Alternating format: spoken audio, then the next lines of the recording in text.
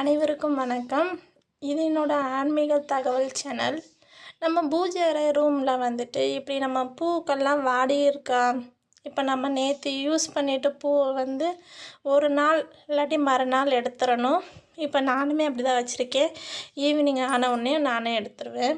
அதே மாதிரி பூஜை அறையில் மேக்ஸிமம் நீங்கள் வந்துட்டு இந்த மாதிரி பீரோ இருக்குது, ஒரு கண்ணாடி இந்த இடத்துல வைக்கலாம். பீரோலேயும் அட்டாச்சு கண்ணாடி இருந்தால் நல்லது. இல்லை பூஜை அறையிலேயும் சைடில் சின்னதாக இந்த மாதிரி பீரோ வைக்க முடியல அப்படின்னாலும் நீங்கள் சைடில் சின்னதாக சாமி ஃபோட்டோ பக்கத்துலேயே ஒரு சின்னதாக ஒரு கண்ணாடி வச்சுக்கோங்க. அப்படி எதுக்கு வைக்கிறோம்னா நம்ம குலதெய்வத்துக்கும் நல்லது, நம்ம கும்பிட்ற சாமிகளும் அதோட பிரதிபலன் வந்து நமக்கு நல்லா கிடைக்கும். முடிஞ்சால் அதை செஞ்சு பாருங்கள். குடும்பத்தில் உள்ளவங்களுக்கும் நல்ல விசேஷமாக இருக்கும்ப்பா. அதனால் சொல்கிறேன்.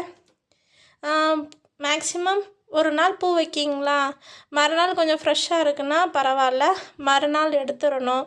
நான் இப்போ ஈவினிங் நான் எடுத்துகிட்டு சாமி கும்பிடுவேன். இந்த தகவல் உங்களுக்கு பிடிச்சிருந்ததுன்னா ஃபாலோ பண்ணிக்கோங்க. எல்லாம் நன்மையாகவே நடக்கும். என்னோடய வீடியோ பார்த்த அனைவருக்குமே ரொம்ப ரொம்ப நன்றி. பாய். Thank you all. வணக்கம்.